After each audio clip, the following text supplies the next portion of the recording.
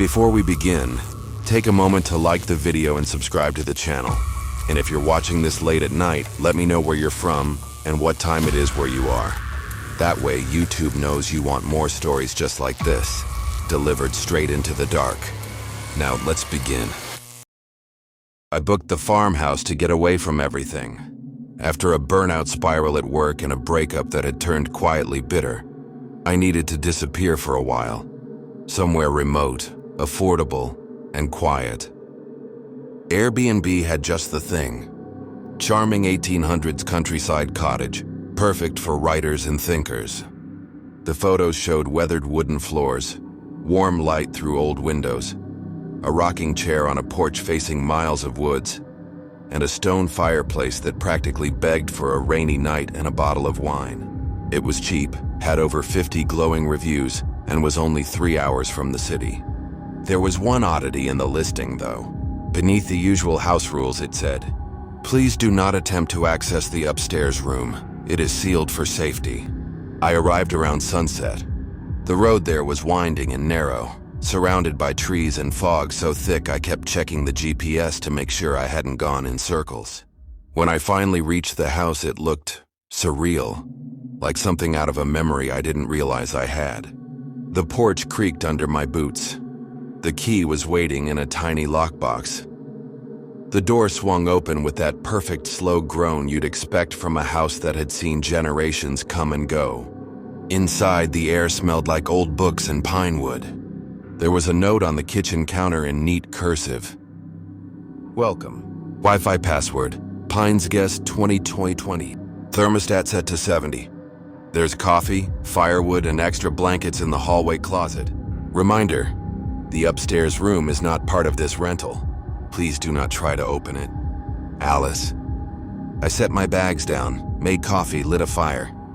But I kept glancing up the hallway stairs. The staircase was narrow and steep, the kind built before safety codes. It vanished into a shadowed corner of the ceiling. At the top was a single door. Old, wooden, worn around the edges. But the handle was modern. A thick silver padlock secured it shut. It was the only part of the house that didn't match.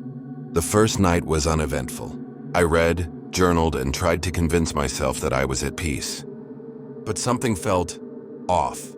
Not scary, not dangerous. Just off. It was too quiet. I grew up in a small town. I know what country quiet sounds like. Birds, frogs, wind through trees. But here, there was nothing. And then around 1 a.m. I heard it. A soft rhythmic knocking. 3 knocks. Coming from upstairs. I sat frozen on the couch waiting. Nothing followed, just silence.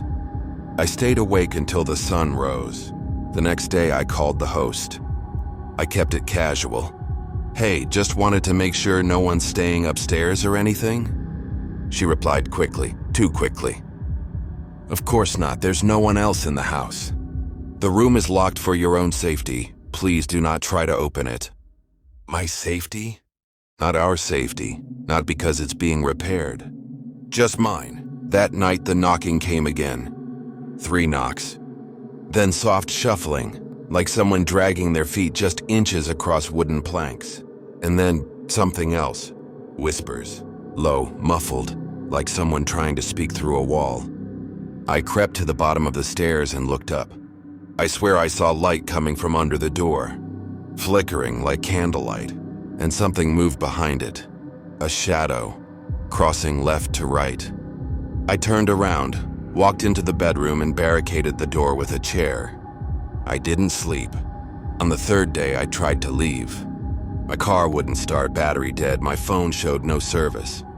When I checked the Wi-Fi, it was offline.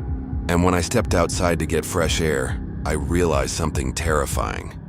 There were no tire tracks on the dirt road from when I arrived. No footprints either. It was like I'd never come in at all. That night, I sat in the living room with every light on. I didn't even flinch when the knocking started. Didn't blink when the doorknob upstairs began to turn. I just sat there whispering to myself, "Don't go up, don't go up." And then the lock clicked open. I didn't see who or what opened it, but the door creaked open on its own. Inside was nothing but a chair, facing a mirror, and on the mirror was a note, taped at eye level. The guest upstairs checked out. "You're next." I ran.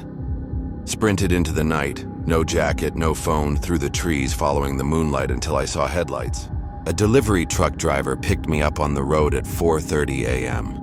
Said I looked like I'd been running for hours. When I looked back toward the trees, the house was gone. No porch, no chimney, just mist. A few weeks later, I went looking for the listing. Nothing. No host named Alice. No rental records, no reviews. Just a faint Google Maps pin that said, "Property removed, under investigation." I booked the Airbnb because it was close to the airport. That was it. Nothing fancy. I had a 6:30 a.m. flight, and staying the night saved me from driving across the city at 4:11 a.m. The listing was simple. Private room and cozy suburban home, self-check-in, quiet neighborhood. It had over 100 five-star reviews. The host, someone named Denise, had superhost status. Everyone said the same thing: clean, comfortable, quiet.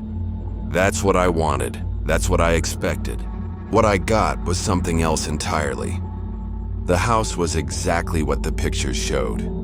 A modest 2-story place in a middle-class neighborhood.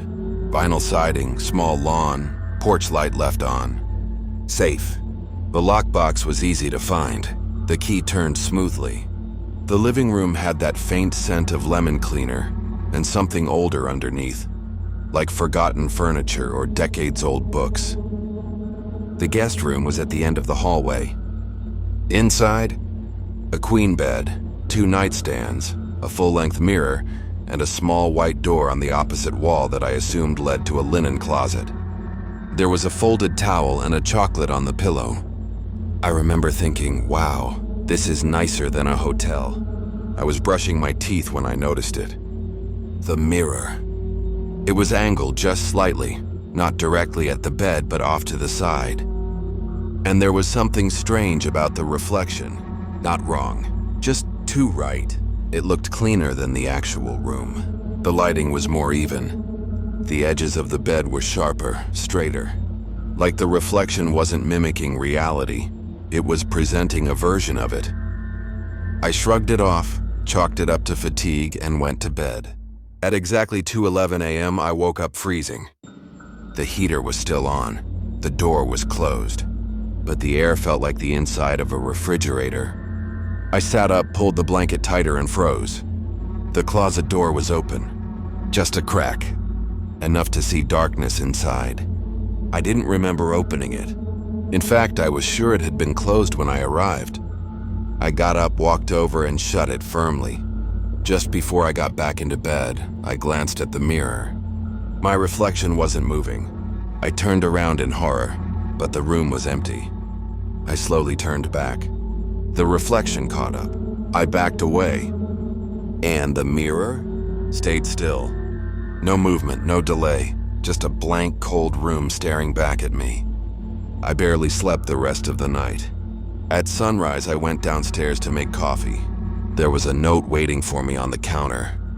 It wasn't there before, written in neat, looping cursive. "We appreciate quiet guests. You didn't disturb us. Thank you for staying. Come again anytime." No signature. No Denise. Just that. I checked the app later that morning to leave a review and saw something that made my blood run cold.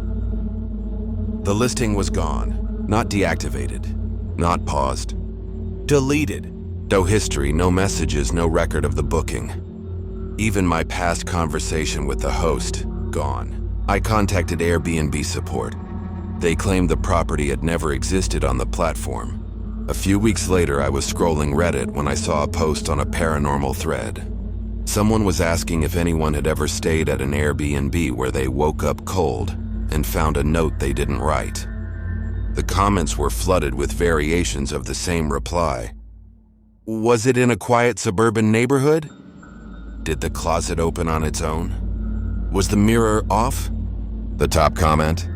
A photo of a white closet door with a crack of shadow behind it, and a faint ghostly outline of 2 people standing just beyond the gap.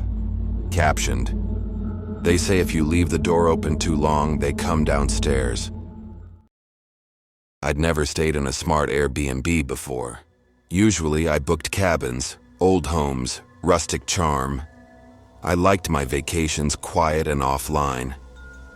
But this time I was traveling for work, a week-long tech conference in Seattle, and needed a spot downtown. The listing caught my eye immediately. Sleek, smart home loft with city view, voice-controlled everything. The pictures looked like something from a design magazine. Minimalist layout, giant windows, black marble kitchen counters, a view of the skyline that seemed unreal. And it was priced cheap for the area, too cheap. But I didn't question it. I clicked book now. The check-in was all online, no human contact. A code sent to my phone unlocked the main lobby. Another opened the apartment. Inside, the lights turned on by themselves.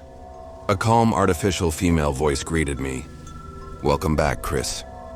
That was the first red flag. My name isn't Chris. I stood frozen just inside the doorway.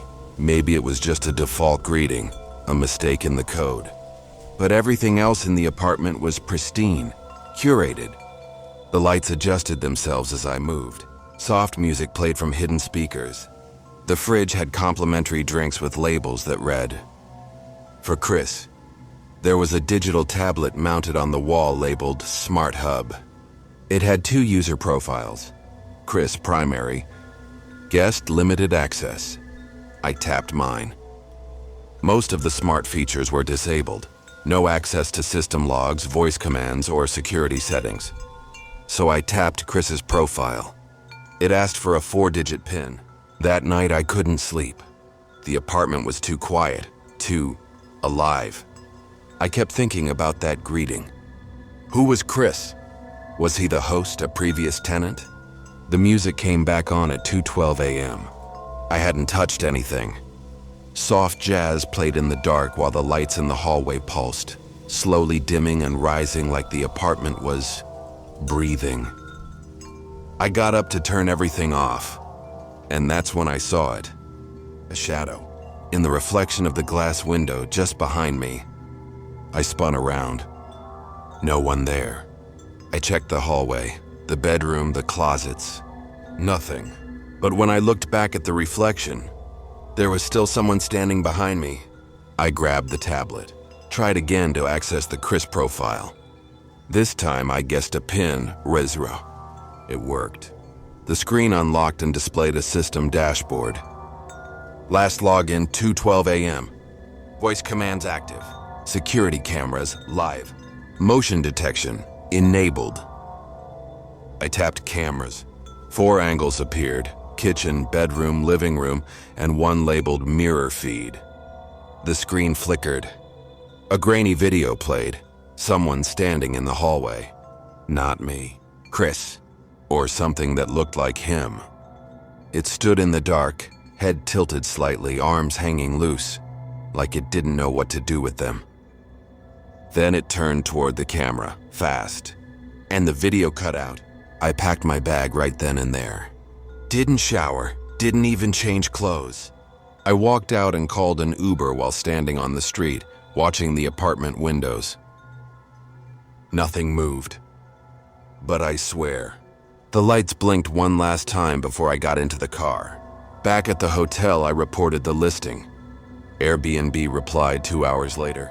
They told me no listing existed at that address. No host by that name had ever registered. My booking history showed only 1 night in Seattle, not 4. And that location, it had been unlisted for over a year. Because the last guest was Chris. And no one ever found him. If you made it this far, thank you for spending your night with us. If these stories gave you chills, there's plenty more waiting. Don't forget to subscribe to NightFear Stories for new terrifying tales every single night. Sleep well, if you can.